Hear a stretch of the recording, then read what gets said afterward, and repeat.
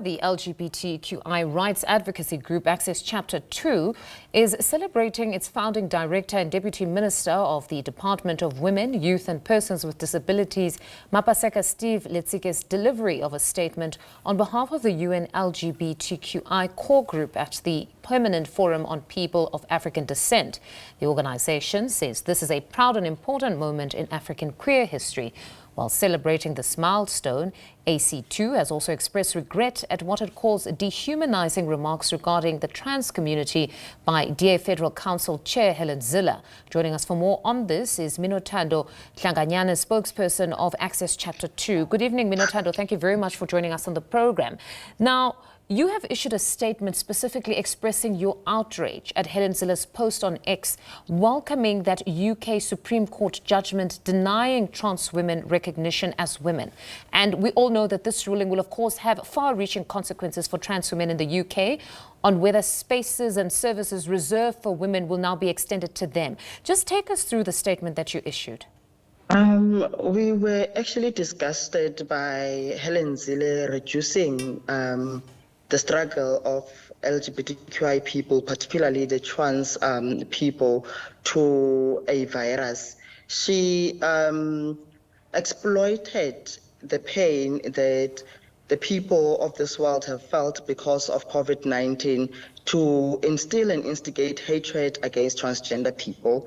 And she compared us as transgender people to a virus, which is very dehumanizing.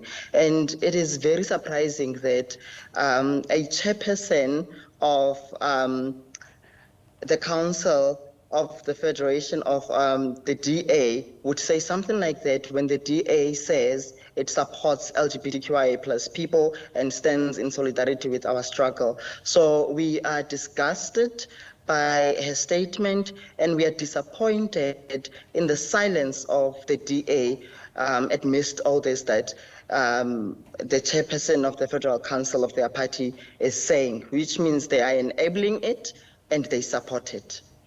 So do you now doubt their position or at least their support of the LGBTQI plus community because they've been silent about this specific matter?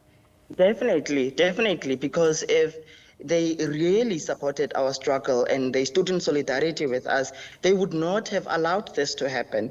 To this day, they've not released a statement or anything that speaks against it. They are just quiet about the matter. So I really don't have any confidence whatsoever in them standing for us and with us. Had you already reached out to the Democratic Alliance, asking at least for their reaction to that statement? Because if we had to look at the Democratic Alliance's conduct, we hold no one's brief, of course, here, but nevertheless, we are aware that a number of senior members of the political party are actually quite openly part of the LGBTI plus community. So would that not speak in their favor in respect of just the party itself, that most certainly they would be advocates or supporters of the community? I don't think there is a need for Access Chapter 2 or me as an activist or any other activist to approach the DA about this. If they are really LGBTQIA plus activists, they were supposed to see how problematic it is and they were supposed to act on it. We don't actually have to go and knock and say, hi, Helen Zille has said this and this is wrong or problematic in this way. It is problematic, it is dehumanizing, it is transphobic, and they allowed it, so they are complicit to it, which means we are going to label them as well as transphobic and homophobic. Whether they are LGBT activists or not, their silence speaks volumes. So in this instance, you're saying it cannot fly, that perhaps this will be reduced to her having her own personal opinion? I refuse to believe that, because this woman is a chairperson of their Federal Council, a committee that decides on the policy positions of the DA. It cannot be that she can go on a rant on social media and say such things that dehumanize and reduce people to viruses. And the party and the other members of the committee are quiet about it. It does not make sense. We can't say she was speaking in a personal capacity. She's a leader and she was a member of parliament. She has a responsibility. She must know that whatever she says is has so much power to can influence any narrative that is happening within the country and the world at large.